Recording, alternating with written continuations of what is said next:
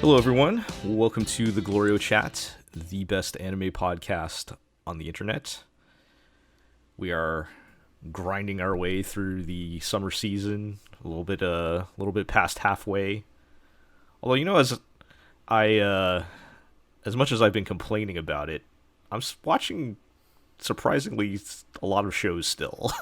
I'm still on like my normal amount of shows that I would be watching in another season. For all the right reasons, though.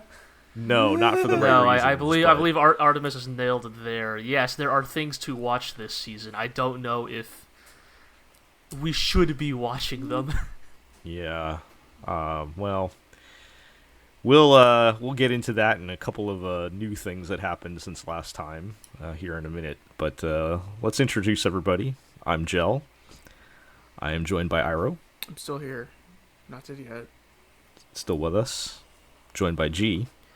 I'm here to talk about the newest and best isekai currently airing right now. It's called the Arc Knights Rainbow Six Siege collaboration. Oh, no. That is... You'd think that would be like a Girls Frontline thing, right? And not Arc Knights. It works weirdly well. But I think it still works. They're right? both tactical absurdity. And the only jarring part is hearing these people speaking in English in this otherwise very Asian video game. Yeah. Tom Clancy's Arc Knights. Exactly. Yeah. All right. And we are also joined by Artemis. And I am here for all the right reasons to talk shit about anime. Let's go. Yes. That is what we do. That is what we do around here. So... Let's get into it. First up, I feel like we need to mention, if only as a sign of the apocalypse, another one, if we needed more. Evangelion, the final rebuild of Evangelion movie finally came out to English-speaking audiences officially. This is Evangelion. I hope do I have the title right? 3.0 plus 1.0 yes. Thrice Upon a Time. Actually, the version on Amazon is 3.0 plus 1.01 Thrice Upon a Time. Oh, okay. Did they add? Did they add something? An extra scene or something? Is it going to be like a director's cut later on or something? I don't fucking know. But that is the case. Supposedly, this is the final end of all things. Oh yeah, you're telling me this is the end of Evangelion. Oh yeah, definitely. I'm so glad that that Evangelion is over. That there will definitely never ever be another Evangelion thing ever made. Definitely not. Didn't Anno already say like, well, it's done, but there's still more stories or something? Yes, he literally has gone out there and said that he's already hedged his bets. He's already hedging his bets. He's already like, well, Shinji's story in Evangelion has been finished, but I think he said something about how, there's 14 years between the events of 2.0 and 3.0, and somebody else... And nearly as many years between the release of... Yeah, it's in real time, right? Yeah. But yes, I am growing increasingly worried, because what it sounds like from Anno's interviews is that maybe... he is potentially done directly being involved in the creation of new Evangelion material, but there's definitely a tone in some of his interviews of, well, somebody else at Kara might have a story they want to tell. Neon's next up, Neon Genesis Survive? And, I can only visualize in every single interview where he says, somebody else at Kara might want to tell a story in the Evangelion universe. He's, tugging on a chain, and on the other end is a collar around Tsurumaki's neck. You want to tell more Evangelion stories, don't you, Tsurumaki? Fucking tugging on that chain. Can you imagine if it's just like a remake of the TV series, but all told from Rei's point of view or Asuka's point of view? Or please no. I don't know. Do a TV retelling and somehow fit Mari Illustrious Iscariot into the TV series. So hashtag freetsurumaki. Let's just put that in there. Yes. But as always, yes. Was it any good? So I think the best thing you can probably say about the rebuild, the thing you could probably say unanimously about it is visually, it's a well-made movie. It was visually stunning. The animation was really, really good.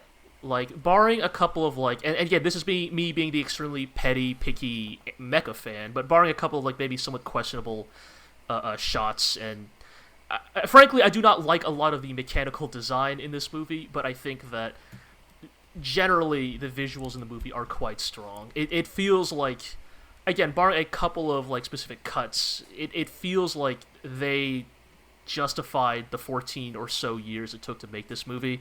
Again, I might disagree with some of the visual choices. The giant CG Ray head at the end, I think, does not work. Well, you can't end an Evangelion series without a giant Ray head, right? Like, but, even if it is intentionally supposed to look bad, it still looks bad, so it doesn't work for me. But I guess they were just going for, like, extreme Uncanny Valley. Right, I think that's the intention, right? Is that she's extremely off-putting to look at, but also she's extremely off-putting to look at. And, right.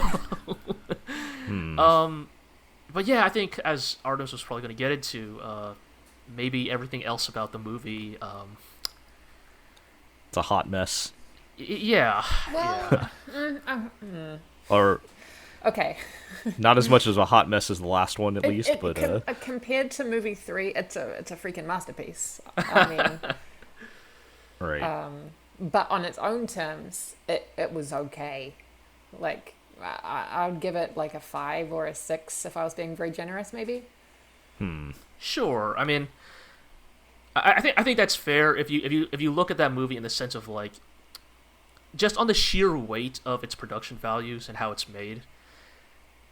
You probably can't call it, like, a truly bad movie, but I don't think it was a movie I had a very good time with, if that makes sense. Is this just the problem with all the rebuild movies where there's no reason for this to exist?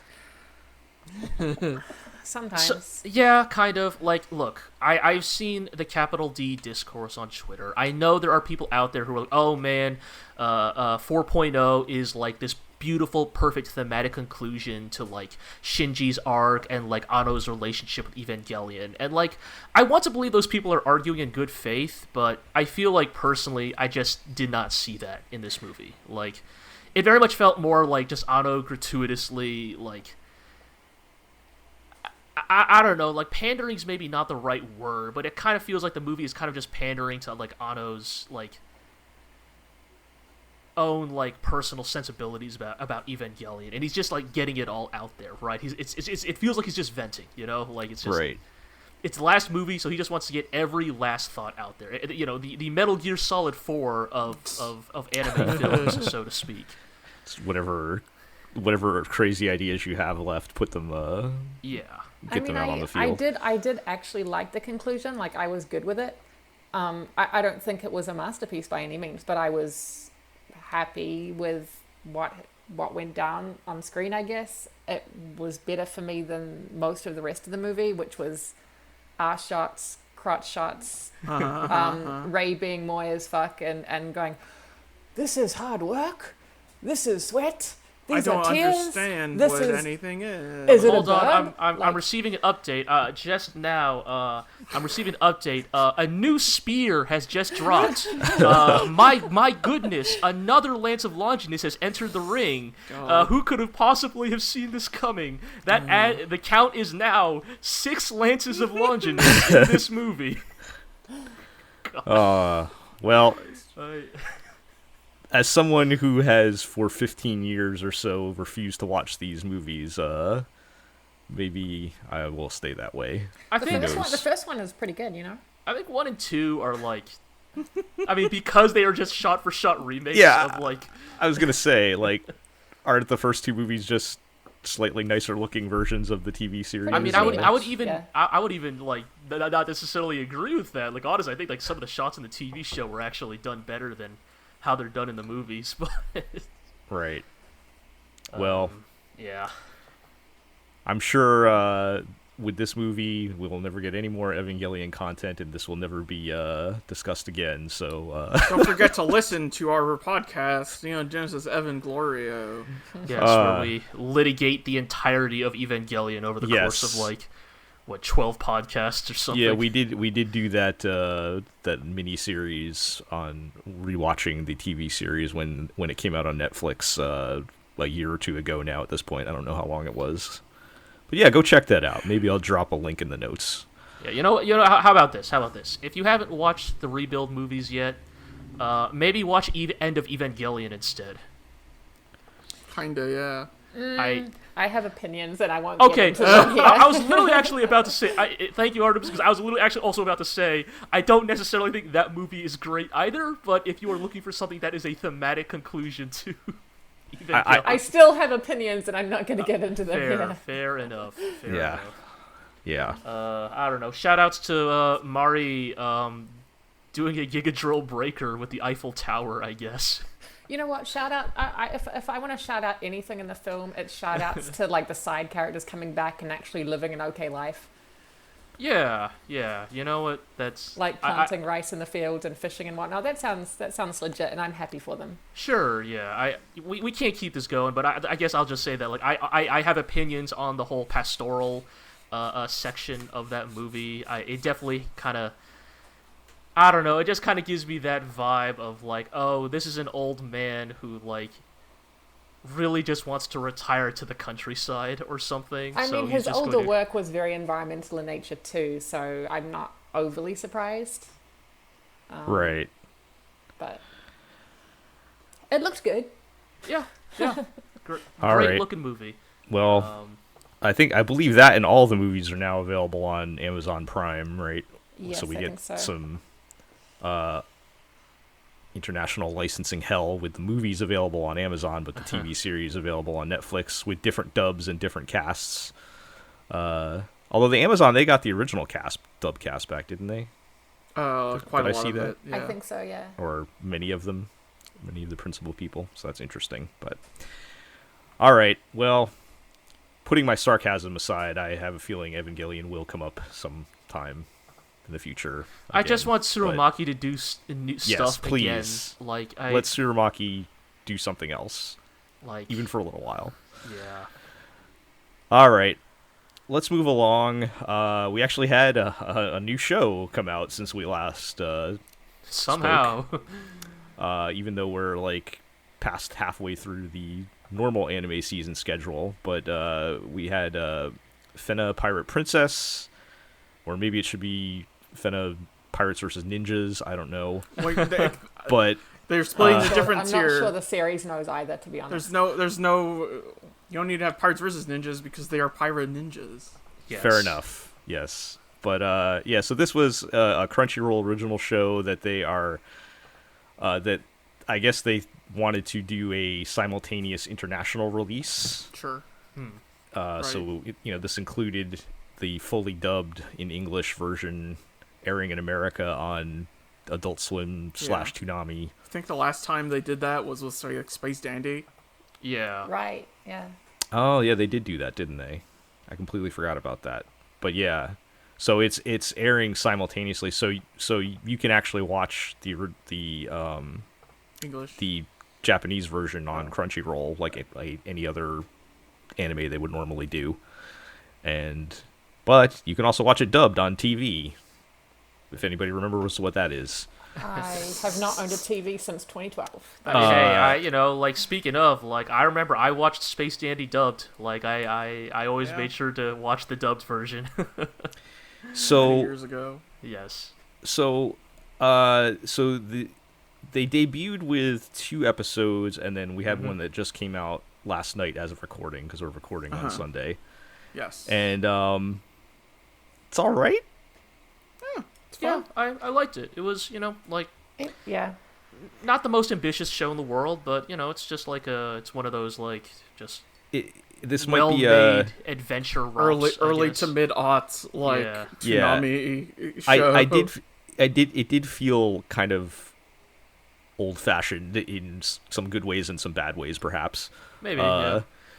I appreciated, well, just for everybody's benefit, the premise is there is a princess who escapes being murdered when her kingdom's getting overthrown as a child, and 10 years later she gets recovered by a group of ninjas that were sworn to protect her family. Sure. And now she has to go on a high seas adventure to discover the mystery of this rock that her father left behind or something. Yeah. Yeah. Sounds Which, about right all to right, me. sure, yeah. Yeah, I mean, Sign like, me hey, up. And there is a lot I liked about it. I think I appreciate that they put a high priority on having fun. Yeah. Like, I would almost describe the show as a comedy. Sometimes in the wrong areas, perhaps. Like there were some comedic choices, in particular in episode 1, that I was like, Maybe I don't not know the if I best would time run for that as a comedy bit. yeah. Well, maybe not the best time for a silly anime face at that moment, right? Right, yeah. But overall, I like that general tone that they're going for with it. Like, even her, like, hot ninja edgelord boyfriend is not totally unflappable, you know? Like, I kind of appreciate the personalities they've given to the characters and everything. But yeah, like we said, I mean, it's not... The execution is, like, and it also looks very nice. Like, they really... I felt like the animation and the production values were very high on it. Yeah.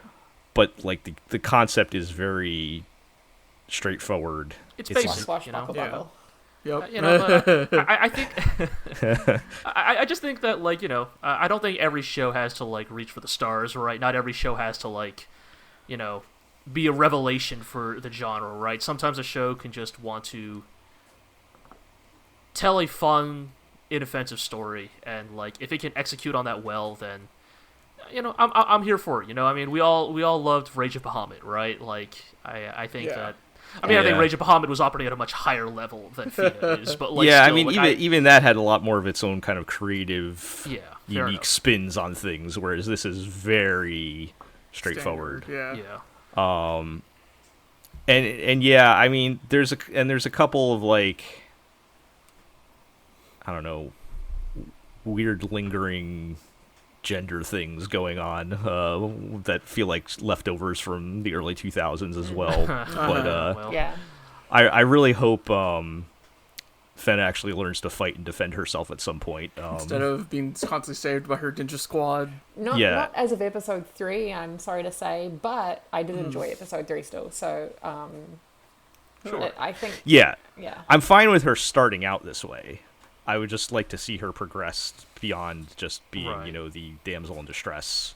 Yeah, I will say, I don't know, maybe they show up in episode 3. I will say I was disappointed when Fena's 2 old-ass servants did not come along on the submarine, because I think that those 2 were my favorite characters in the first 2 episodes. Yeah, Like, no, I think they're just- going to be gone for a while. Yeah, but, just, like, Boo. goofy old butlers, just, like... I did But find they it were funny. previously like knights or whatever, so Yeah, just, like, I did find trying their best, you know?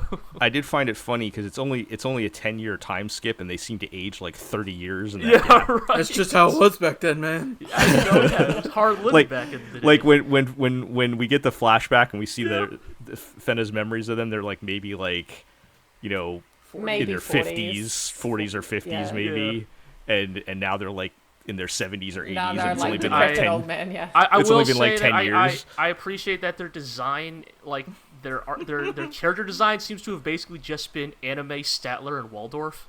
Yeah. Like, Yes. Yeah. also, shout outs to maybe the best insult I have ever heard in an anime. Yes. Right. Scone Yaro.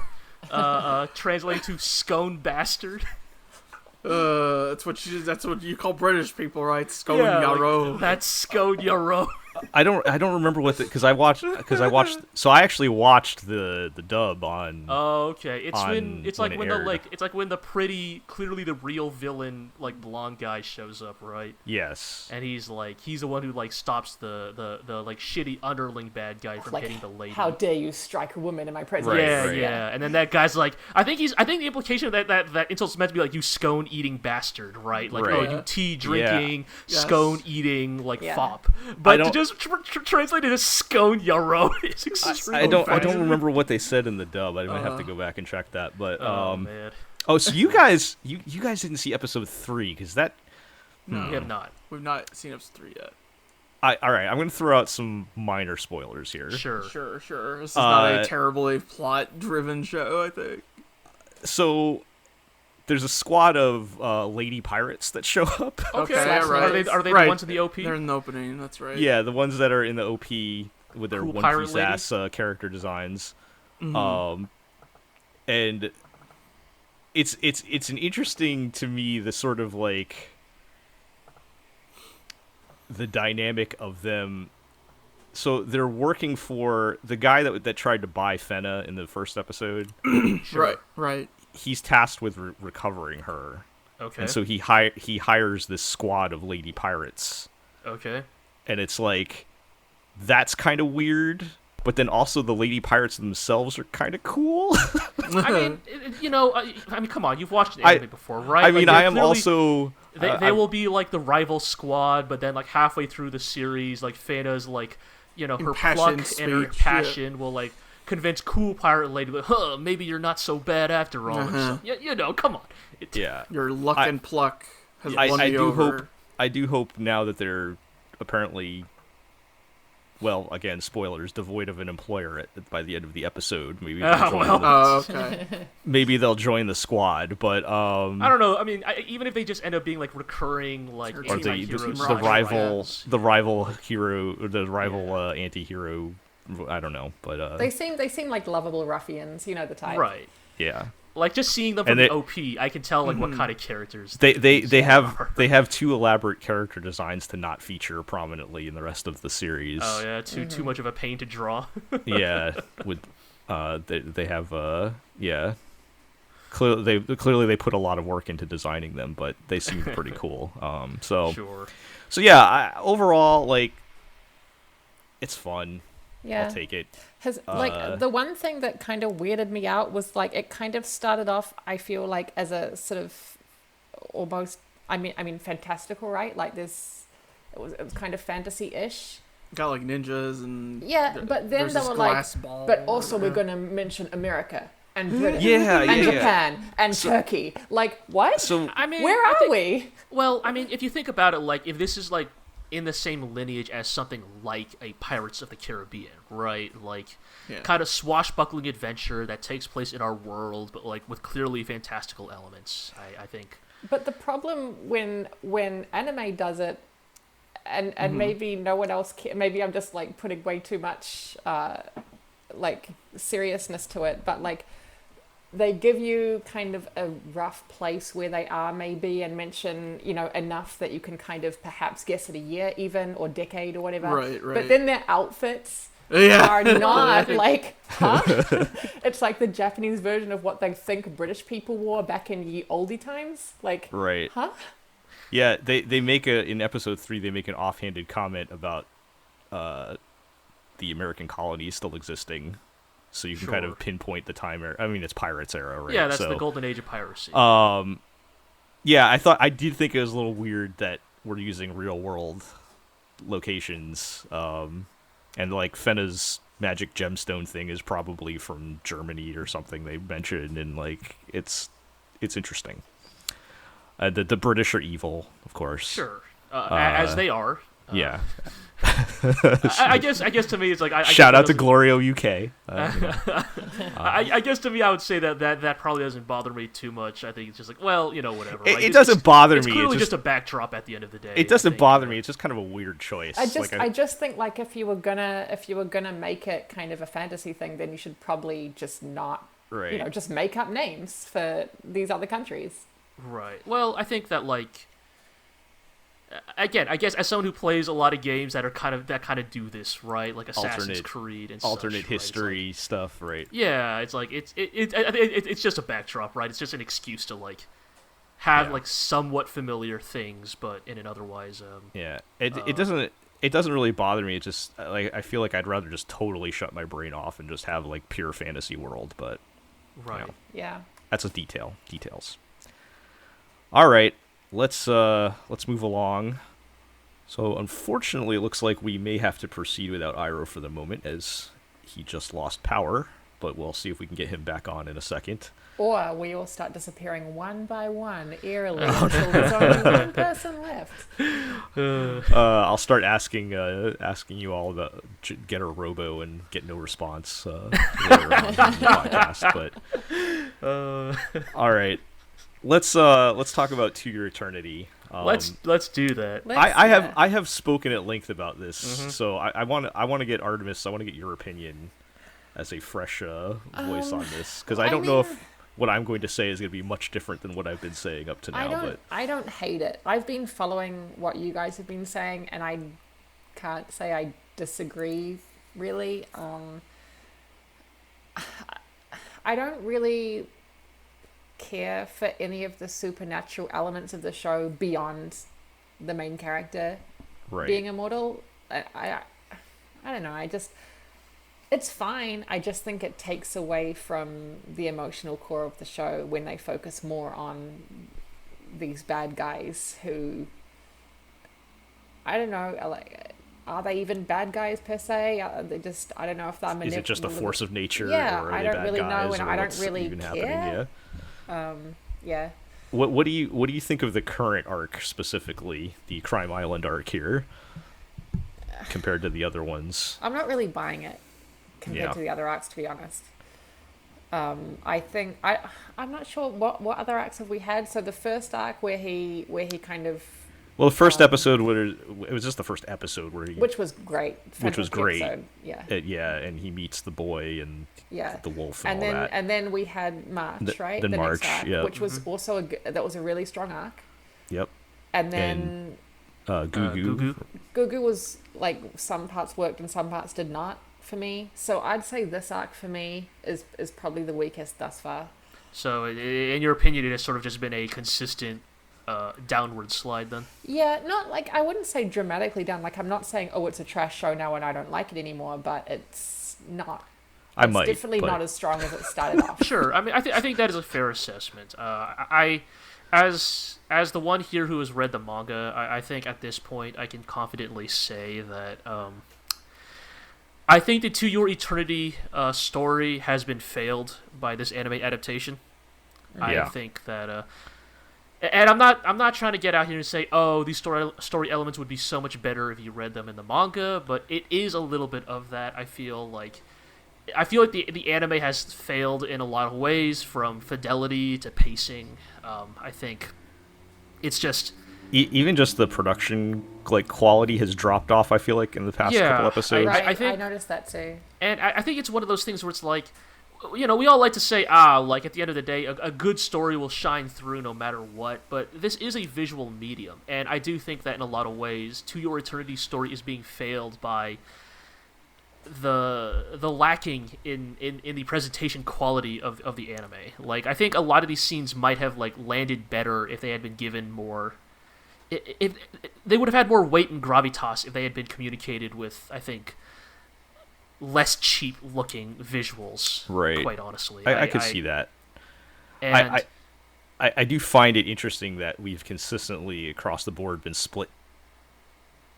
The people who read the manga and the people who didn't on our opinions of the show. I mean, I think whereas you and Iroh and Aqua are more inclined to defend it. Yes, and I think a lot of that is because the manga is very good, and I think the story is very strong, and I think that the issues with its pacing are not nearly as noticeable when you are reading it in manga form. Is the manga finished? Or not yet. No. Okay. No, it is. But the anime has not caught up, right? It's not Not like even an close, issue with no. okay. No, Yeah, they have plenty. They have won't. plenty of track ahead of them, Okay. and it is unfortunate because, again, as Iro and I sort of vaguely alluded to last time, there is a moment that is coming up soon that is one of the most emotionally riveting things I've ever read, and the sad thing is the anime might not even get there if the pacing currently holds up. How many? Because there's only a couple episodes to go, right? Right. They might actually not even have enough time to get to what Iro and I assumed was the most logical thematic And stopping point. I assume that if they do go for it, then it would be rushed. It would be rushed. Therefore not and it would lose its impact. So Right, it is so- a damned if you do, damned if you don't situation, and it's deeply unfortunate because I think. So here's the thing, right? Even amongst manga fans, it is generally agreed that Crime Island is a bit of a weak arc. But the thing that it does that's really important is that it begins to set up Tonari as a character, and I know that right now she is kind of just plucky crime girl, and she doesn't quite have the same like gravitas as say Gugu or March had, but like the thing that like makes Tonari like really compelling in a lot of ways is that she sort of becomes like Fushi's like first like truly committed ally, if that makes sense. Like Gugu was obviously like very close with Fushi, but he died before he really had a chance to like comprehend the Knocker threat, if that makes sense, right? Right. Like, She's the only character who knows exactly what he is and what danger kind of follows him, and she's still like, I'm on board with this. yes, and there's like something like very compelling about what they do with Tonari's character because of that, because of the awareness of their like peculiar relationship, right? Like she is mortal, she is very mundane as far as human beings go, but the fact that she'll still like stick by this like otherworldly creature, like, and again, I think actually she's not the first character. I'm missing out on Pyoran, right? Like, oh yes, lady? Pyoran, Yeah. yes. Who is a really good character. Yes, Pyoran is a great character, and I think that is also the weakness of Crime Island is that they Pyoran, put her, she's literally just put her in locked jail away, for so the... you see her for about 10 seconds. They put her in jail, and then later they put her on a boat. And I will say, even Pyoran actually does get like a really compelling payoff that, again, I'm like a little concerned because I'm not even sure if the anime will get to those moments because of how few episodes they have. And so that's kind of what I mean when I say, like, I think your guys' criticisms of the story are totally valid, but I think that some of it is just the constant stumblings of the anime, like, ever since, like, quite frankly, ever since, like, the Gugu arc, the presentation is just not held up to scrutiny. I do have to wonder if knowing that there's payoff coming up helps a lot, as I know currently slogging through it, not knowing that, I'm just like, man, this arc is going in like the exact opposite direction of where I want it to go every single time. I think it's a fair opinion to have, right? You shouldn't, like, a viewer shouldn't be told, right? Watch this bad stuff because good stuff is coming. Right, like, that's not like, fair. You to can't any assume person, they're going to have friends that read the manga that said, right. just wait, Yeah. it's going to get good. So that doesn't necessarily help the criticisms, but yeah. And I don't really, as someone who hasn't read the manga, just because I don't really read manga, I don't care about the fidelity, but I do care that it tells a good story. Right. And we have to be able to judge it on its then, own exactly merits. Yeah.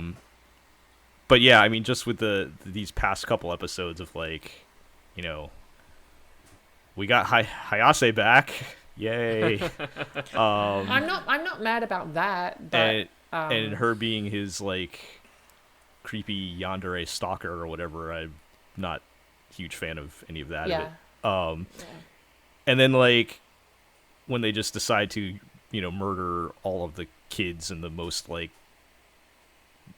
painful, borderline misery porn again way past episode. At least none of the kids had a puppy that you also saw murdered, we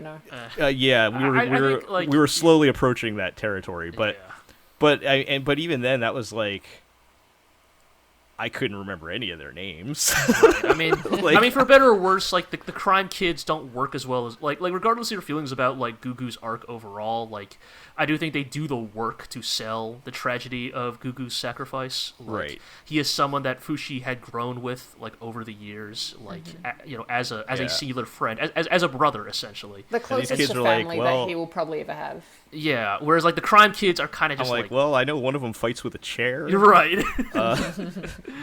Janandan chair fighting, shoutouts. But again, I don't want to like keep making excuses for the show, so I will just say that like I think your criticisms of the plot are valid and warranted, but also I think that to a certain extent, like, anime is a visual medium, and I think that some of these plot lines would have been better served by either better pacing or giving them a little more higher room to fidelity. breathe, and not just like like in hindsight, 20 episodes now seems like a really bad decision they made. Like the way they decided to pace things out, they probably could have made it to 22 just fine. So right. Purposely cutting themselves short at 20 now seems like a really strange decision. Right. If that was their decision. Yeah, but, I was going to say, I don't know whose decision that was. It may well have not been the people actually working on it. But regardless, that's like it seems like it's gonna hamstring them in the end, right? I think so. It's either they're gonna have to rush to the end, or they're not gonna get to or a good stopping point, not the end. I assume they either have to rush there I or haven't not get there. been caught up with the anime news, but is there a season 2 been announced or no? Not that we know of. Not yet. I mean, there's plenty of material for that, right? Right. If they decide There would to be go that enough route. for a season 2, definitely. Yeah. So. All right. Well, does that mean it will be done by next episode? Yeah. I think it Podcast might be. episode? Yeah, we only have 2 All right. episodes Yeah. left. Well, we'll know next time then. Let's continue. Yeah. I'm just Let's going to talk- get my bag of popcorn, excuse me. Yeah. Speaking of shows that embrace the trash, we're born in the trash. Dive into the trash. Let's talk about D-Side, Traumerei, the animation. What was our after school special? What was our after school lessons this week? Okay. This time. Oh, I wish Iro were here. All right, let me get this set up as best I can. Yeah, So, unfortunately, Iro can't be here for this. the 2 episodes that aired of D-Side this week are maybe the funniest disparity in Is that funny with scare quotes? maybe the gravity of the subject matter at hand.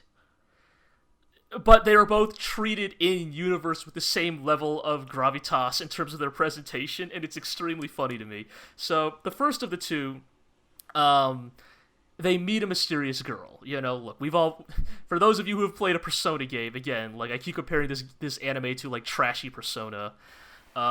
Is They the meet a- mysterious girl naked? No, she has Okay, we're clothes, good. but she's like a mysterious girl on the run from men in black suits. You know, classic like, oh, who's this girl and what's going on, right? Right. And so they find out that like the evil organization that has been like giving shadow powers to like these like hapless victims is known as the Church, capital C. Right. And they are spreading their villainy, you know, through Discord and all that stuff, right? And they're also after this girl, but what's going on? And it turns out that the girl was like raised by the Church, but her parents realized that like they're up to no good, so we're gonna try to, you know. But you don't escape the church. On your Right. terms, right? Yeah. And the reveal is that her parents were also originally members of the Church, and of course. let their daughter be experimented on, and so it turns out she is half shadow, half monster, or whatever. She is a human monster hybrid. Again, to use Persona terms, it's like she's like half shadow. Right. And they have nefarious plans for her or something, right? And her parents sacrifice themselves to let her escape, but as far as she knows, that her dad is still alive and being held captive by the Church. So our plucky heroes, like, are like, you know, we can't let that happen. We got to go save her dad, right? So they go there. They beat up some bad guys. They find the dad. It's kind of too late for him. He's been tortured to death. He's like on death's door, right? And you know, he passes, right? And you know, they're talking about, oh man, like, damn, the Church. But don't worry, like, little girl, like, you're gonna become a member of the squad. Like, we're gonna like raise you. She's literally gonna become their like to use Persona again, their Rise, like their mission control, because it turns out that because she's a human shadow hybrid, she has the ability to detect other shadows, right? So they're like, you're gonna be a great addition to the team.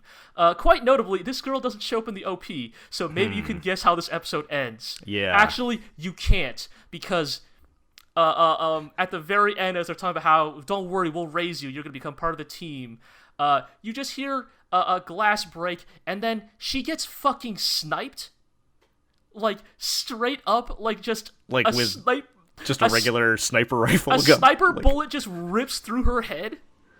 She just dies, just like straight up. Okay. Just like at the end of the episode, she's like halfway through a sentence, like, oh, like, I'm sorry about my dad, but thank you for rescue. Blap, just like that. Just And then that's it. that's it.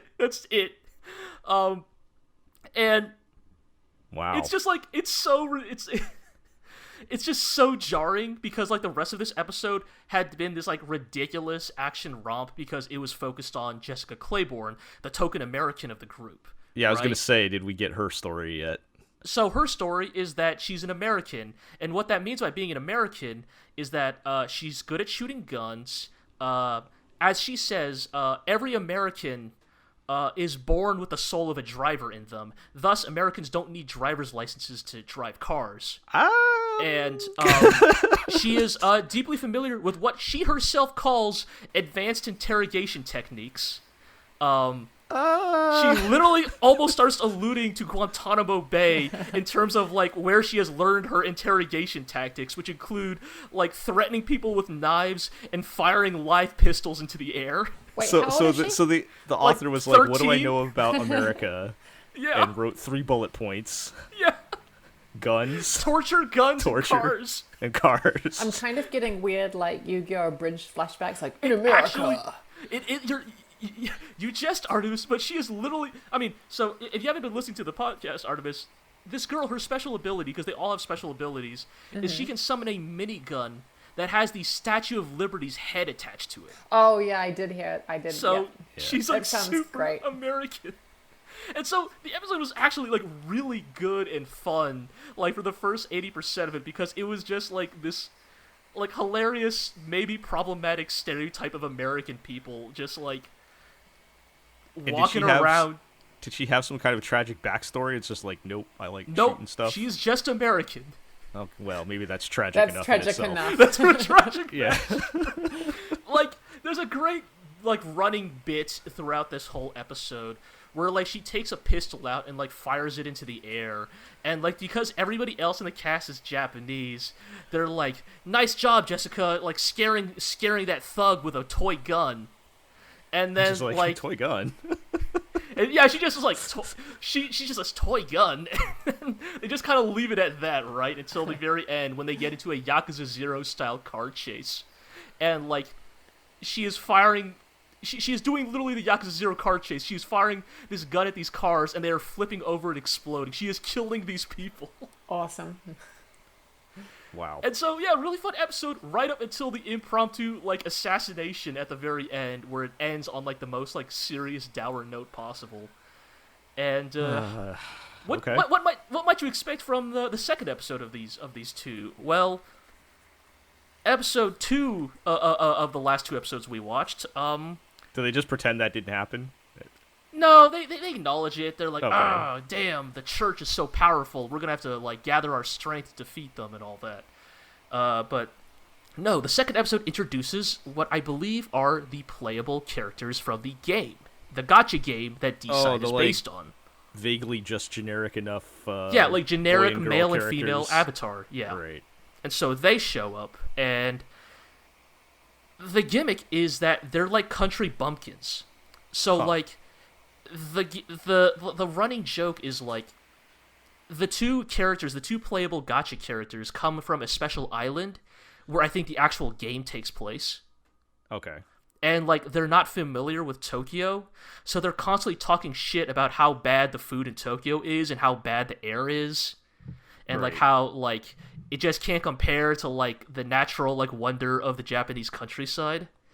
And like the main character of the anime, the pink-haired kickboxer, is like super fucking pissed off because he was born and raised in Tokyo, and he's like, his hometown pride is getting hurt. yeah, he's got by, hometown pride. He's like, yeah, like the air might be smoggy and the food might not be fresh, but you know what Tokyo It like sounds have? like me trying to defend New York City. But Yeah, yes. yeah. They got like Tokyo's soul is right here, and he's pointing at his chest, you know, and so he's got beef with the main character of the game, and this all culminates in the villain of this week's arc. So we talked about how like the villains, the weekly villains are like usually just hapless victims who have like fallen into like depression or like mental breaks, you know, in their psyche, and the Right. villains kind of capitalize on that, you know, like shadows. They prey on their like darkest desires, right? Right. This week's villain is the most stereotypical OG-san farmer. Like he's got the Haramaki like belly band and he's wearing a straw hat. And his Okay. beef is that the people of Tokyo look down on him because he's from the countryside. and how he can't stand the arrogance of city folk. And literally, that's the conflict that drives him to becoming the monster of the week. Like, he hears the voices in his head. The shadows are like, yes, the Tokyoites, they're so arrogant and elitist. They look down on the country folk. I'm sure they're taking this like 100 and... What a weird city to think, like, is super arrogant. Like, of all the Japanese cities you could pick.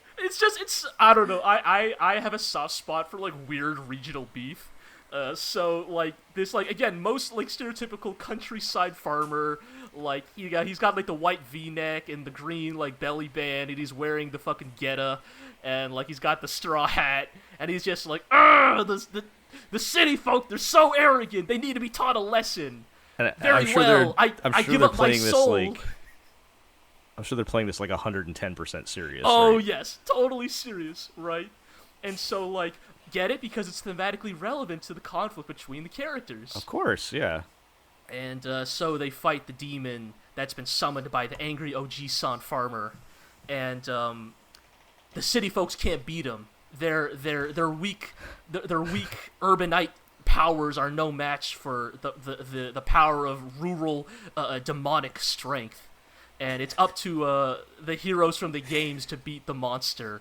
And it ends on this note of like bitterness because like the city folk and the rural heroes don't see eye to eye, and that's literally how the episode ends.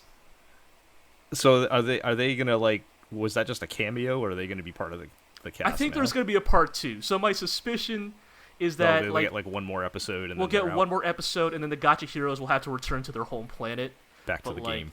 It's just so goofy. It's such a goofy anime. Like like episode 1 is about, or the first of these 2 episodes is about like child trafficking and like horrible experiments being done to or not orphans, I guess to children's being raised by cults and then being subsequently murdered on screen. And then the second episode is literally just like urban rural beef. Farmer with hurt pride. Yeah. Is the equivalent yeah. If not more powerful. Yes, it's a truly absurd show, but I just can't help but be drawn to it. Yeah. Wow. All right. Well, we'll have to see what crazy thing they come up with next next time. And I'll look forward to relaying it every week. Yeah. All right. Before we continue, Iroh, you're back. I'm back. I was holding them off so you can go on ahead, but I managed to kill them all. Oh wow! Wow, that's a twist. Usually, once you volunteered to hold them off, that's a death sentence. No, I caught up. That's caught impressive. Up just in time to save you. Damn. Yeah, unfortunately, you missed the D side chat, but oh shit, we got plenty more to talk about here. So, wait, what am I saving you from then? Oh, maybe you didn't stop them. No, I don't think you stopped. I don't think you could have stopped D side. Yeah. All right, let's move along to talk about Miss Kobayashi's Dragon Maid. Oh, dang, maybe I should have stayed longer. I don't really. They're basically making the rounds to you got to touch base with all the side characters, and that's continuing on into these next 2 episodes. And as I've said many times before, it's the side characters that are the horrible bad part of the show. Well, so, because we had the big sister airhead dragon lady and her little boy she shacked up with. They got there. Right, I feel like you did talk about who's literally named Shota. Yes, that's right. The joke. It's intentional. Yes, this is coming back to me. Oh boy. And so we get a little bit of them. We get a little bit of the only male dragon in the main cast, who's like a creepy butler.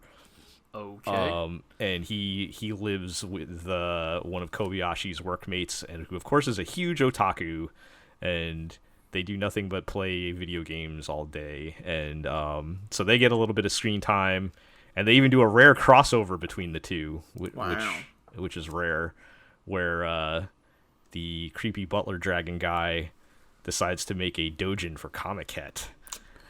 And hooray! He asks the big sister dragon to model for him because she's so voluptuous. And it's not like, yes, it's as bad as it sounds, but also it's like it's played so straightforward that's almost kind of lame. Like, this is just like really like just dumb. Yeah, I mean, I guess like based on like the way that show's been described in the past, right? Like, this is definitely like KyoAni covering their bases, right? Like, yeah, I mean they're kind of just covering. You have, like I said, you have to touch base with all the side characters because otherwise they don't have a reason to exist, and then move on. There were some good parts because the show, it's a comedy, so it's you break the episode up into 2 or 3 parts and each part's different, and so there were some good bits once we get back to our main family, like a thing about Kobayashi just wanting to sleep on her day off, and big mood. How that has affected the other dragons who normally don't have to sleep, but now they want to sleep. And yes, that was a big mood. So, there were still some glimmers of the good stuff, but this is the middle stretch of the series. They got to get to everybody. It's probably going to be the worst part of it, I hope, and maybe we'll get some better stuff in the back half of it. But sure. All right, let's move along. Let's talk about Aquatope on White Sand. I guess speaking. Is there anything much to talk about with that? Another anime. Speaking of being in the middle of your series and having to touch on all the side characters, right? That's pretty much where we're at with this show as well. Except these side characters are not awful. I'd almost rather watch a show about the diner than the aquarium. But where's our Udon-chan spin-off? Yeah, it would make a good like slice of life. Nothing in particular ever really happens, but we get like a new character every episode. Yeah. And talking about their life problems on Okinawa. This week, these weird skateboarding kids skating on in. You guys really want that crossover. The Okinawa cinematic universe. And there would be like a lot of like food porn, like yeah, exactly. And we'd also get more of the best character, Udon-chan's wine mom, who I'm not sure what she actually does for the restaurant. Does she run it? She's the owner, I think. Maybe she does the bookkeeping. Right. Yeah, I was gonna say she probably does the books. Because all she does is seems to be just drinking with customers. And is it her aunt that's the fortune teller? Yes. Yeah. Her mom also does fortune telling on the side. On the side, yeah. Yeah. So respect. Yeah, that would be pretty fun. Udon-chan does get her kind of episode, I guess, in one of these, where she helps them make special shaved ice things for the aquarium. Yeah, because you gotta have an ice cream license. Yeah, the dreaded ice cream that was the license. drama. I mean, yes. I have been to a restaurant that had a huge government thing plastered on the window because they got busted for not having a pasteurization license. I mean, I do believe it, of course, right? Like, yes. Tainted milk is like one of the quickest ways to get food poisoning, but it's just what a weird thing to make your your plot obstacle. But so we had that, and we got a little background on the one guy that works there, the kid with the long hair. Yeah, Kuya. Yeah. Mm-hmm. It was all fine. And more reminders that, hey, this thing is closing in like 3 weeks. Right. I'm gonna. Do you think they're actually gonna close the aquarium? So I'm curious about that because now that we know that this show is not one core, like right. I could see it closing as and like the season finale, and then like that is when Fuka is like, you know what, like I'm gonna become the thing we keep guessing, right? I'm gonna become a regional idol for the Okinawa Tourism Board. Right. And I'm going to use that to get the aquarium opened again or something. I really hope, like, I think that will happen. I hope it doesn't. I kind of hope the aquarium just closes. I don't want that to happen, but, like, look, if you don't have a character who is explicitly a former idol, I feel like it is inevitable that, like, they will play that up sometime, down the road. I think closing it would be the more interesting play because then it'd be like, you have to move on. Because the whole magic of the aquarium is it's got all these memories tied up to it. And it's like, that would be like a statement of, you have to, keep moving with your life and make new memories and everything. There's like a 0% chance that's going to happen, though. I'm very curious because I think that other PA Works shows in this vein, like, have been willing to examine the nature of failure. I think Sakura Quest and Shirobako both sort of get into like, right. what does it mean to fail? What does it mean to not reach your dreams? What does it mean to have this lifelong ambition and then subsequently fail to reach it? And Right. I think they've done it in interesting ways, like, But with none of Shirobako- those, all of those still have a happy ending, though, right? They still had largely happy endings. That's a thing, right? Yeah. Like, and also the thing is, like, Shirobako and Sakura Quest both had ensemble casts, so it allowed the characters to have varying degrees of success, right? Like some Right. some characters endings were happier than others. Yeah, and like their struggles were different, right? Like in Shirobako, like, one character got their dream job, and the conflict is, I don't like my dream job. Whereas another character couldn't even get her foot into the industry in the first place, right? So it's like there was a bit of a nuance there you could examine. The thing with like the aquarium though is that because they all work, well, they're all connected to the aquarium, right? It is a bit of a like all or nothing thing, right? Like if the aquarium fails, they're all going with it, right? To a Right. certain extent. So Yeah, but like I don't think like in real life I don't think that would be a bad thing. I mean, I cannot imagine the main characters working their whole lives in an aquarium, right? Like maybe one becomes a marine biologist, or Right. Right. but I don't know. I feel like Kukuru is locked in for life. I feel like like she's got them lifer that lifer energy to her. Right, but I mean the rest Yeah. of them, right? Like, Yeah. Fair Are they enough. gonna close the aquarium and then go on a journey to find her long lost sister or whatever this is? Oh, Like, you think that's what they're implying with the I don't know. the dream sequence? I mean, so she found the second like eternity Raise- book or whatever, Yeah. or she I like would, she was a twin. I don't know. Like I would they're going mention somewhere with that. as far as like the temporarily closing theory. Mm-hmm. I think that did happen. If we want to go all the way back to Hanasuku Iroha, if we remember that show, which is the first of the PA Works working people Right. shows. They had like a hot springs or a onsen or something. I forget what Right. exactly it was. This was now like 11 years ago, but that they did that where when they hit episode 12 of the 2-core series, like they had to close the place down, but they ended up opening it back up or something. So the that's a difference here is that the loan sharks are circling or whatever, and yeah. Right. I'm not So- really sure how realistically they're going to close That- down, like, or sell it or whatever, and then somehow get it back from them. That's kind of brings me to where my next theory on how they're gonna do this, where like Kukuru thinks if we just make good sales in this last month, the aquarium's saved. But that's not how it works, It's right? not. No, it's not the that's lifeblood right. of the community or anything, right? Yeah. Well, that's the thing. Like, but like I'm saying, even if you did good business in your last couple weeks, they're still gonna shut the doors because you have to pay your creditors, and you would have Right. to like the only way you could save it is if you could get somebody to give you an infusion of money to pay your creditors and then give you money to continue operating.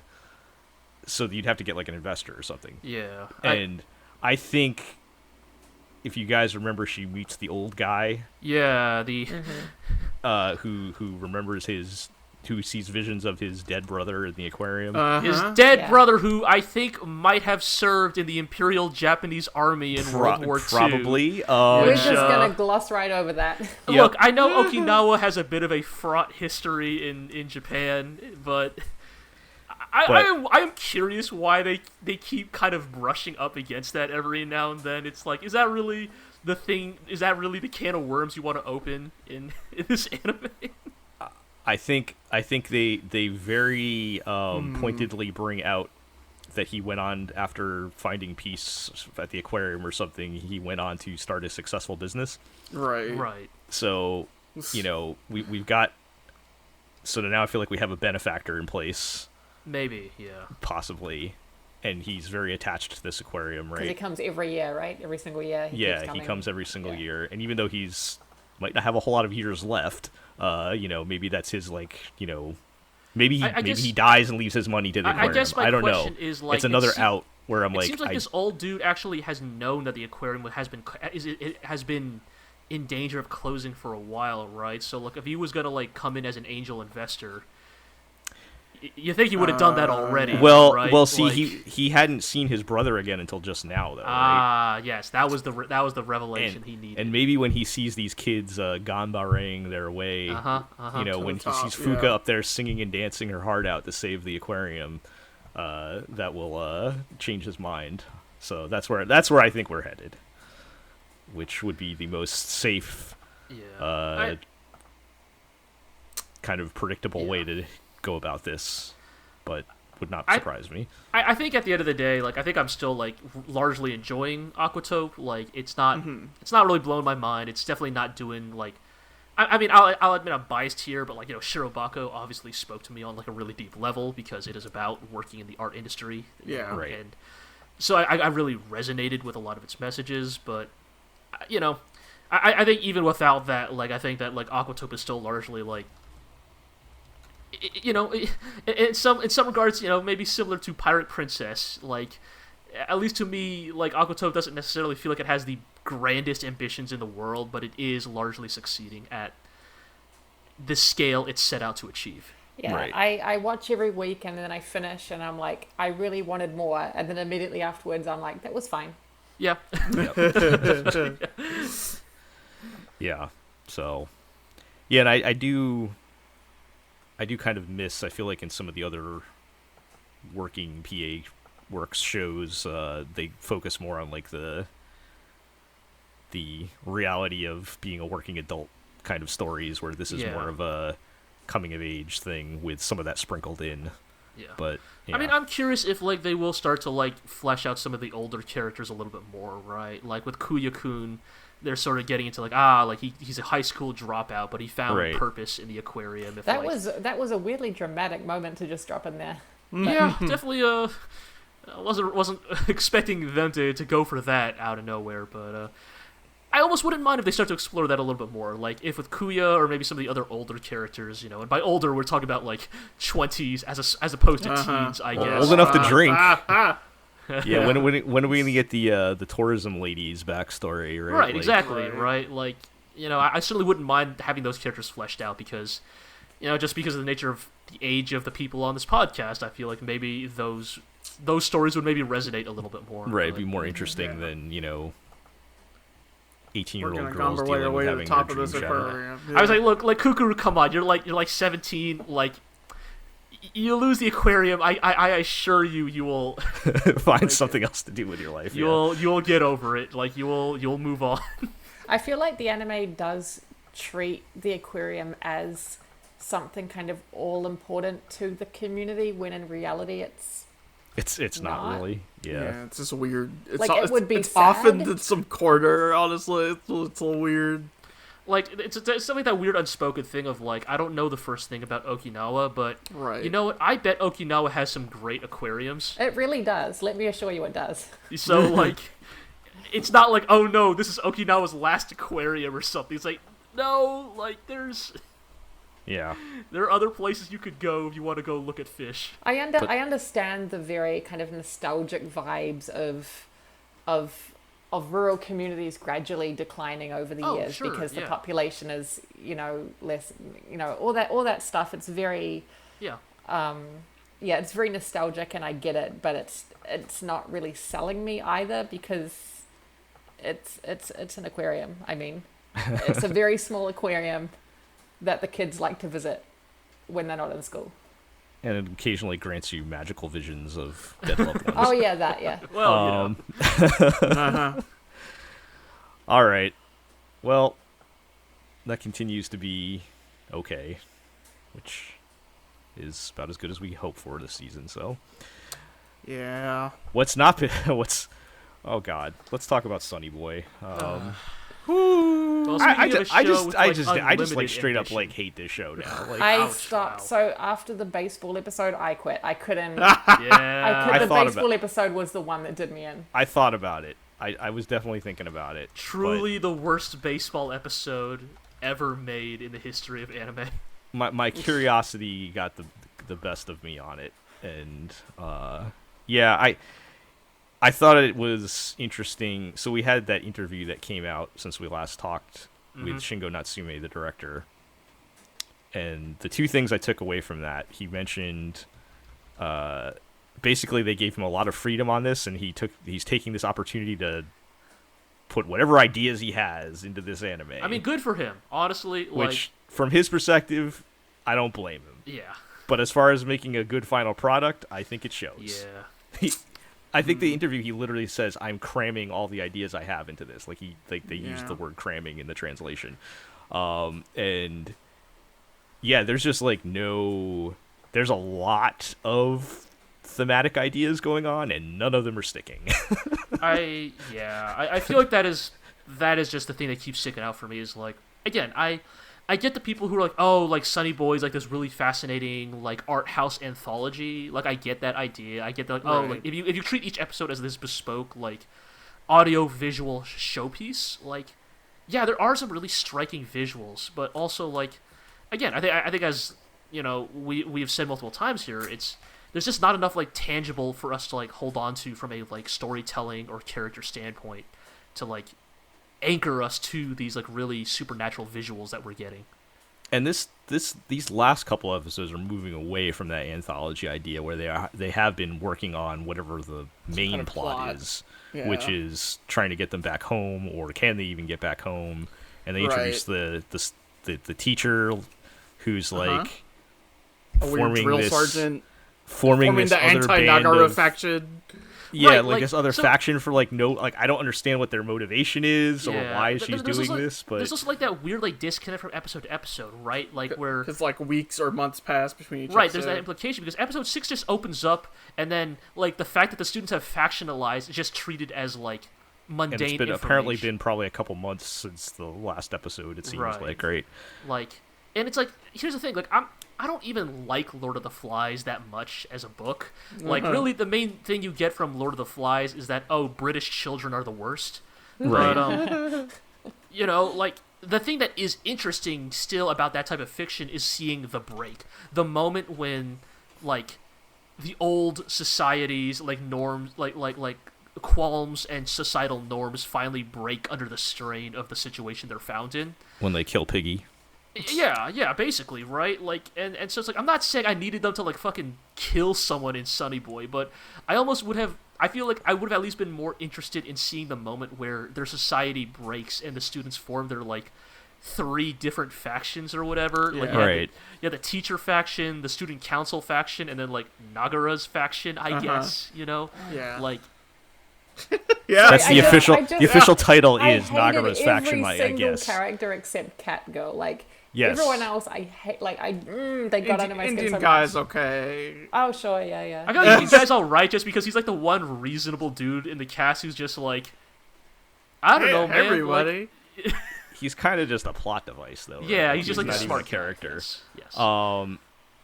Yeah, it's just nothing is sticking or around long enough to like be interesting or make you think about anything, or and it's just not working. The other thing that irked me, I guess, irked past tense about the show is that sometimes I felt like it was being weird and abstract just for the sake of being weird and abstract. And I don't mind an art house vibe or whatever, but I do mind it when there's an attempt to like just be bizarre because why not? You know, like Right.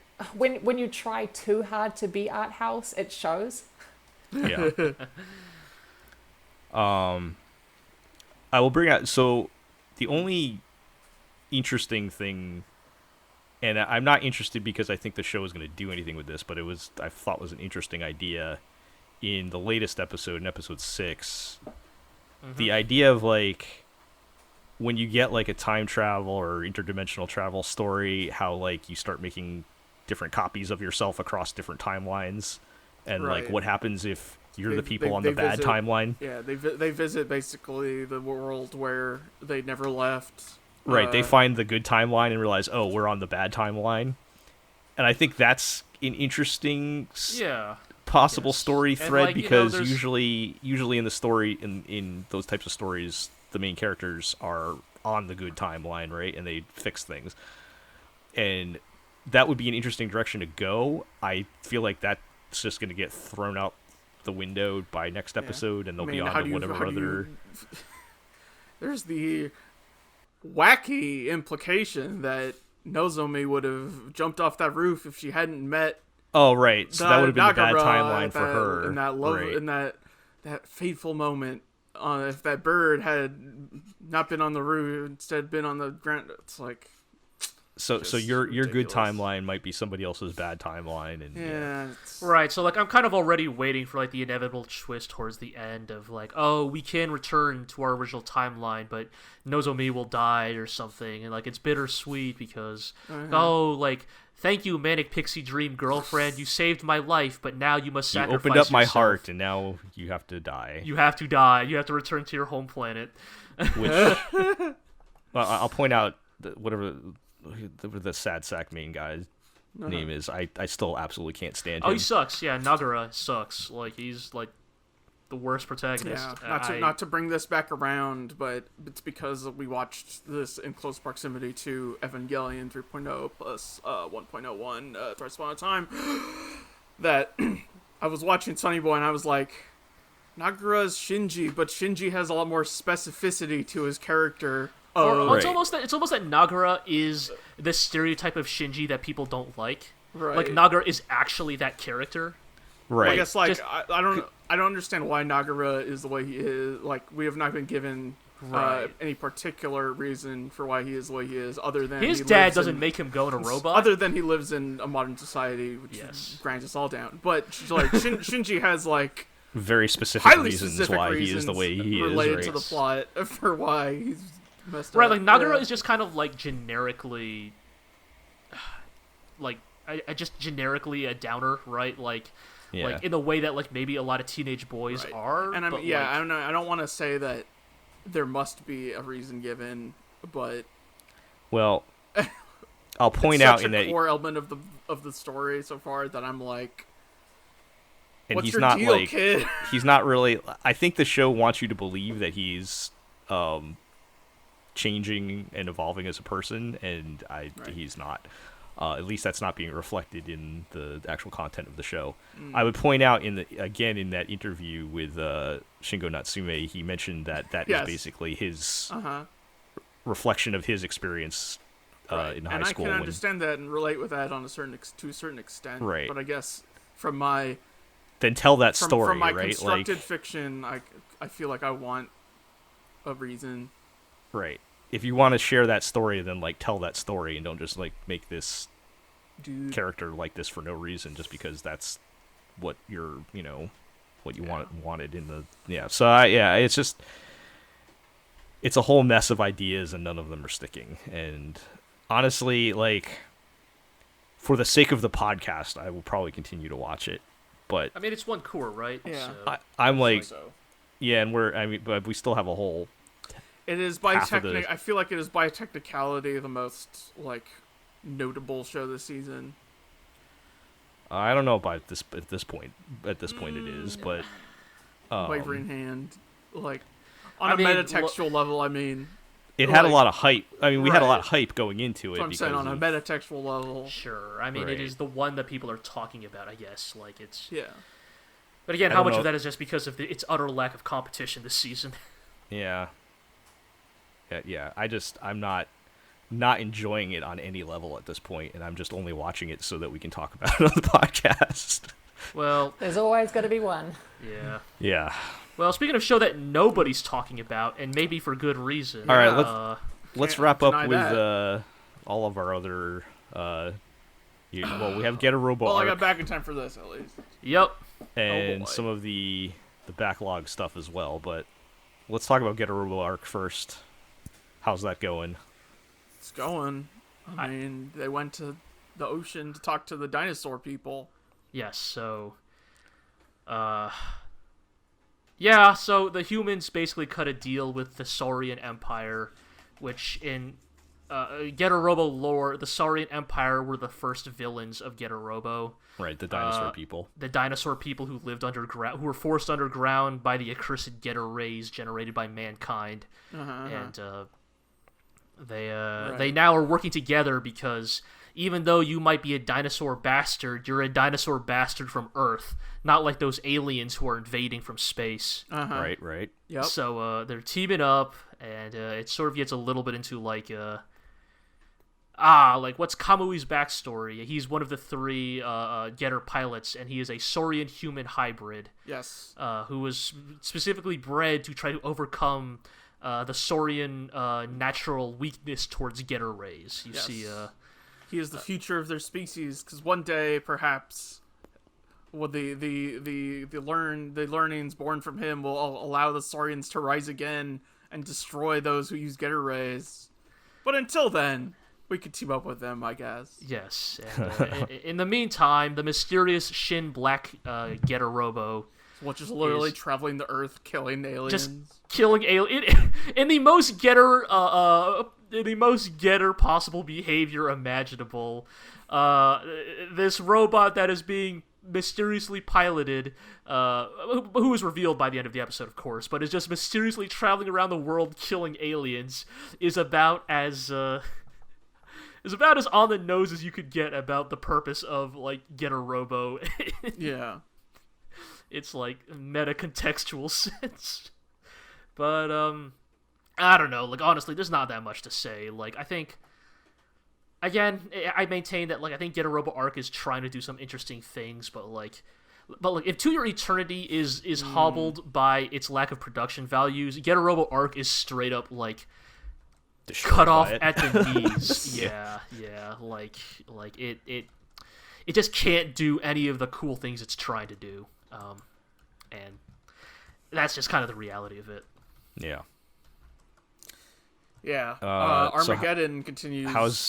How you guys again are also rewatching Getter Robo Armageddon in tandem with this. So, yes. Or Iroh, it's your first time watching it, Yes. but it's an old show. And the plot continues to be borderline incomprehensible. It relies so heavily on like you knowing everything about Getter Robo. In hindsight, I feel bad. I realize I have to explain more things than I thought I would need to while we're watching Getter Robo Armageddon. I'm like, well, okay, so you see, that character is such and such. And I'm just like, yeah, okay, buddy. They're killing these monsters. It continues to be a 90s OVA about a robot fighting monsters. Yeah. And they're maybe building to a plot. The thing is, like, plot-wise, like 5 minutes passed per episode, like, it's moving pretty slowly. Yeah, I guess you're actually right. Like, I think it does pick up soon, but, like, right now they're very much in that phase of, like, Dr. Saotome needs to explain this thing to the heroes, and it's going to take 10 minutes in universe, but it's going to take 3 episodes in showtime. It's like, we need to defeat Shindragon, and Shindragon. We've been right outside Shindragon for the entire, for like 5 episodes. And then Shindragon left! God, Jesus. And then it left before they could do anything to it. What episode are you guys up to at this point? We've been keeping episode parity. So like 7? 6 or 7? 7 or something like that? Yeah, I think so. Yeah, we'll be watching 8 later. Yeah. Today probably. Yeah, we did not. By the way, we did not catch this Sunday's morning's episode of Arc yet. So. Oh, okay, yeah. But yeah, on that. Look, those shows continue to be what they are. I don't know. Just like the other shows in our backlog. Here. Indeed. Yeah, so I don't know if you guys have anything new to say about Ninja Slayer at this point. What I have to say about Ninja Slayer is that today is Trigger's 10th anniversary. Yep, happy birthday, yes. Trigger. You did it. You somehow made it, you assholes. Yeah. Trigger-chan still flying out there somewhere in the multiverse. Yes.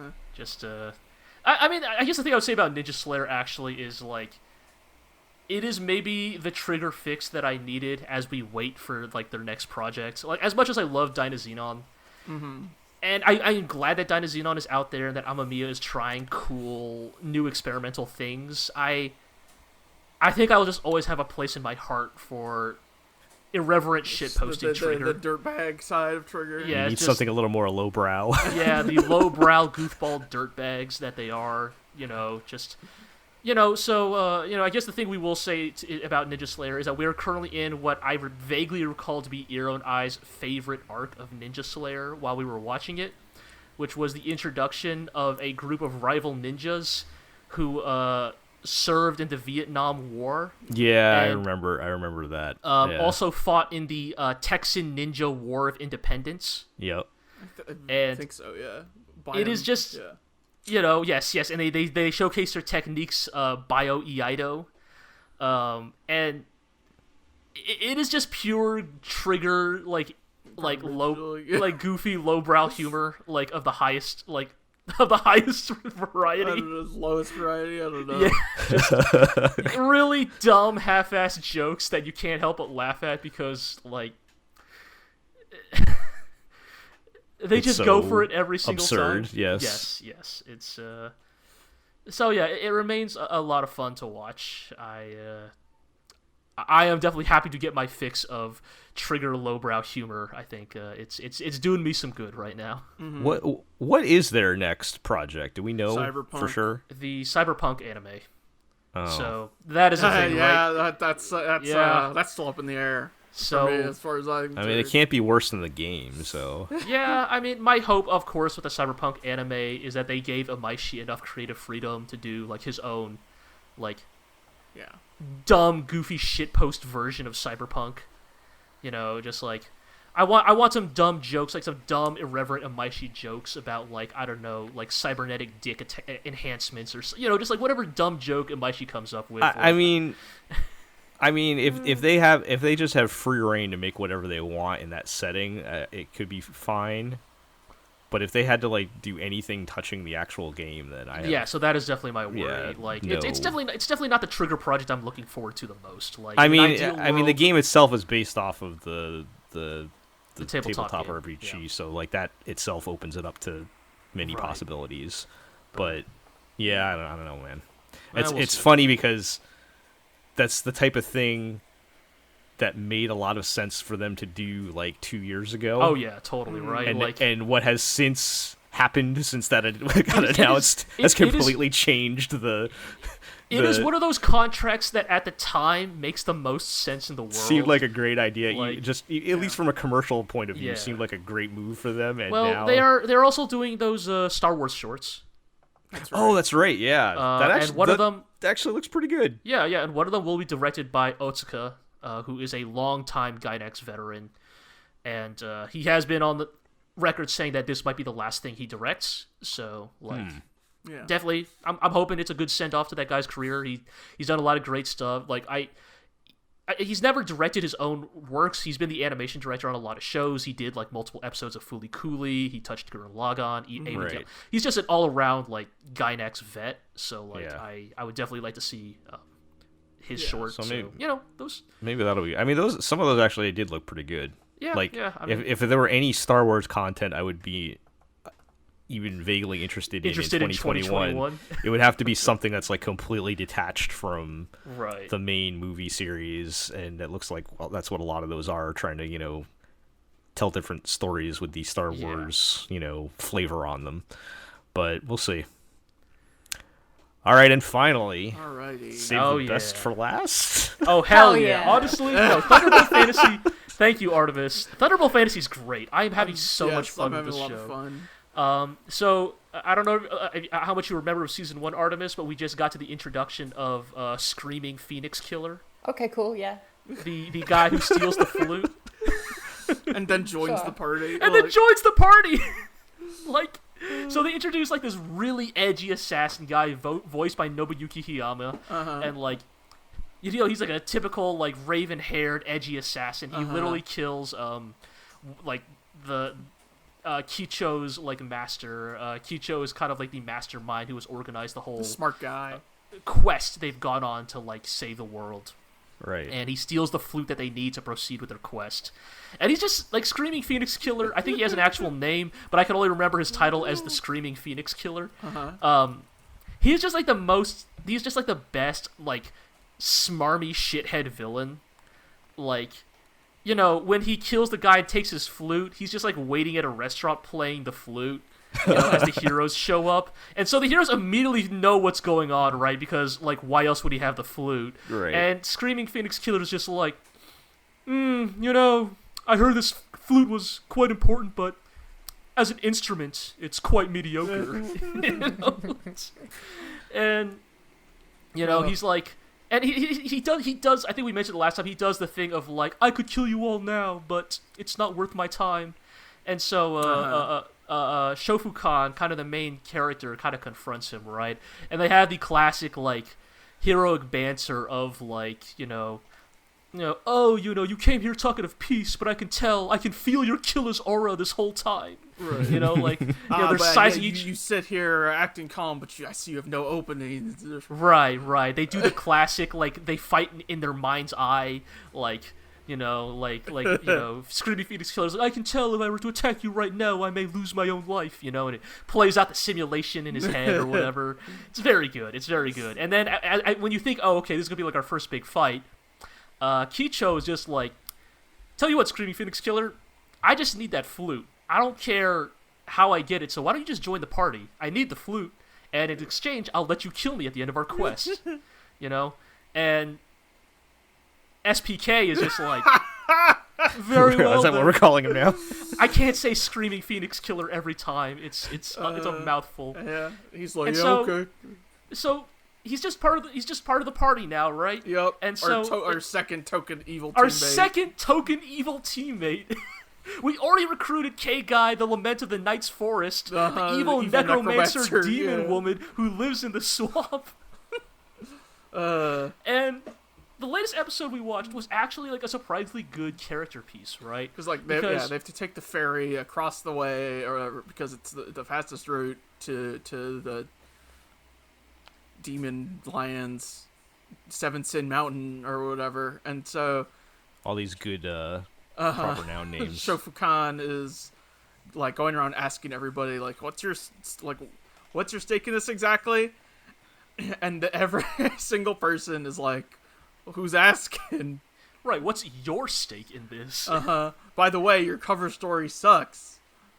Your cover... Right, so, no way you actually came across the Wasteland of Spirits. The Wasteland of Spirits, yes. Right, so, like, the idea is, like Shofukan is, like... I mean, Shofukan is clearly, like, framed as, like, secretly the strongest of the group. But because he hasn't actually shown off his power to the rest of the party yet, like, they do a surprisingly good character dynamic of, like, Shofukan is questioning everybody because he's like, this party is full of, like, weirdos and murderers. Like, are we sure this is actually going to work out? And, like, everybody assumes that, like, well, what are you doing in this party? You're not a fighter. Like, you're just, like, this weird, like, scraggly hobo that Kicho insisted that was coming along for the ride, but you haven't fought anybody once. And he's like, shit, you're right, you have a point, actually. And it kind of culminates in the classic, like, Tanhi, who is, like, the princess type. She's the one who was originally entrusted with protecting the sword, and she's kind of occupies the character dynamic of, like, because she's so good-hearted and naive, she's actually secretly the best at, like, gleaning insight into the most cynical character of the party.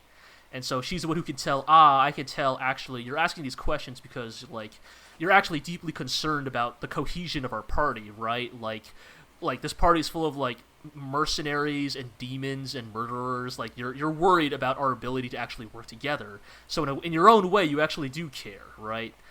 And this all culminates in this great fight at the end of the episode where they're on the ferry, and the mist clears, and all the ninja assassins are waiting on the bank of the river for them, and, like, again, SPK continues to be the best character because, like, this whole time he's been goading Frozen Spear Wonder, who is kind of like the hot-blooded young guy of the group, right? He's like desperate. I can't wait to prove myself. Yeah, that type of character. I'll be the one who defeats the Screaming Phoenix Killer. The young bro. Yes, the young gun, the young buck. And so SPK is like, it would be child's play for me to do this by myself, but if someone were to get over there and beat them before I could, that person would be known as the man who surpassed the Screaming Phoenix Killer. And so Frozen Spear Wonder's like, oh boy, I'm gonna do it. So of course he jumps, runs across the water, starts fighting everybody, and everybody jokes like, wow, SPK, you're surprisingly good at handling kids. And great with kids. Yeah, Yes. so he's like fucking shit up, and like, but he's like one dude going full Dynasty Warriors on all these like ninja assassins. What is the right? maximum puppets on screen they can handle? Quite a few. Quite It's a lot. few. Yeah, like in the really heavy Dynasty Warriors-esque sequences, it's like But 8 or it's 9 also puppets. really funny because they obviously just ragdoll as Right. somebody Right, it's not like a hurling full this human thing. control. so like when a right? puppet dies, it's just the puppet body being thrown through the air. It's so It's very good. good. And so like and then basically the end of this episode is basically showing off. Oh, actually, this team can work together. They do it like despite their like differing Right. like opinions and moralities. Actually, when the chips are down, they get the job done. Right, K guy, the necromancer's like, looks like the boy needs some help. So she does her necromancy to summon But she the doesn't. dead. She doesn't just summon her necromancy. They're like, Right, They're, you're right. She's like, well, this is a little too far away for me to put my paper on them. So Sharp-eyed Impaler is like, all right, throw all your paper in the air, and I'll shoot all the paper tags onto the corpses from here. Yeah, you're right. I totally forgot. It's teamwork all the way down on And this, even right? the Screaming Phoenix Killer jumps to the bank with his meteor step technique. Yes, unlike Frozen Spear Wonder, who is a wuxia peasant and merely runs on the water like a Right. commoner. Yeah. Screaming Phoenix Killer has mastered the meteor step and thus simply jumps from the ship all the way to the battlefield. And he literally, again, continues to be the best character. He's like, kid, if you want to surpass me, the Screaming Phoenix Killer, you would do best to master the meteor step. The bare minimum to becoming a true wuxia hero, basically. Right. Like running on water is small time for this setting. Right. Like everybody can run on And, like, water. You're The two top enemy lieutenants show up, and Screaming Phoenix Killer pulls the whole who will be first to die, but follows it up with, if you can't decide, I can make it simultaneous. It's so good. He's the best character. SPK is the best and then character in actually this group. does straight up murder one of them. Right, he does actually just like effortlessly murder one of the lieutenants. It's with his special technique, Forbidden Nocturne. What does that Right. mean? Why is this Nocturne forbidden? Who can say? But he Doesn't killed the matter. shit out of that assassin. So. Right. This assassin, So this fun. puppet that's spitting blood, by the way. Yeah. Like, when they I- die, the puppets spit like actual liquid blood. It's extremely good. Very I good. forget. Artemis, did you watch all 3 seasons? I have not finished season 3. I stopped Okay. watching for a bit just because I got too busy. But I have seen 1 and 2. 2, I won't say any spoilers, but it's as good as, if not better, than season 1. Oh, that's Alright. great. Yeah, Glad so to- you'll love to I hear am. it. I am sure you will enjoy it. Okay. All Yeah, right, we've maybe- been having a really good time. It's Maybe I should drop some of this other trash I'm watching and watch that Maybe, instead. get on You board, probably man. should. Thunderbolt It's Fantasy bandwagon. Thunderbolt Fantasy is well worth your time. Yeah, All right. and like again, it's like also like just like on like an artistic level, like there's an aspect of because it's physical, you're like all the more impressed by Yeah. the way they can frame shots. Like there's at the end of the latest episode Right. we watched, Betsu Betsu Gentai, yeah. the Bones of Creation, the main villain. Shows up, right, because his lieutenants are having a hard time. So he's doing the classic, I guess I'll have to do things myself, sort of thing. And he Yeah. shows up, and, like, it's a subtle thing, but he just, like, does this, like, hand movement of, like, he, like, swipes his hand across his face and covers one eye. And, like, because it's being done with puppets, it's, like, the coolest fucking thing in the world. Right. There are Like, it's some actually- glorious hair sweeps going on. Like, it is Oh, yeah. unironically, like, really cool that this puppet can do the anime hair sweep. I mean, do they? I mean, does it hit a point at some point where you forget they're puppets? Like, No, I think you always mean- notice their. I mean, not that I you're like watched- tricked into thinking it's real, but like I you're not watched thinking about. Tokusatsu gel, so it's like that doesn't affect Right. me. I no. always think about it. I don't but mean like you about think it it's in the- real, but like you just don't think about the fact that they're puppets anymore. No, Oh, sure, I yes, always yes. do, but I think about it in the best way. Yes, I think that's a Yes, good way. okay. to Of put like, it. oh man, look at that. Oh, wow, that's a puppet. puppeteering. Yeah. Right, like it's like you got moments where like fucking like there's this one shot in like an earlier episode where like Frozen Spear Wonder is like stretching his leg on like a windowsill, like President, like or like fucking Skinner from that one clip of The Simpsons. Like he's doing like leg stretches, and so it's just his puppet foot like raised up onto like a railing. And it's just like, how did you do that? I don't know.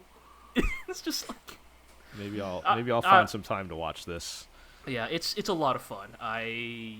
I wish I'd got to this sooner. It's really well done, and like the Sawano soundtrack just like weirdly fits. Like it's so over the top, and it just fits the absurd, like, you know, classic sense of the word, epic nature of the story. Right. It's a lot of fun. Okay. Well, I think that's going to do it for this episode then. Yep. Let's do our housekeeping.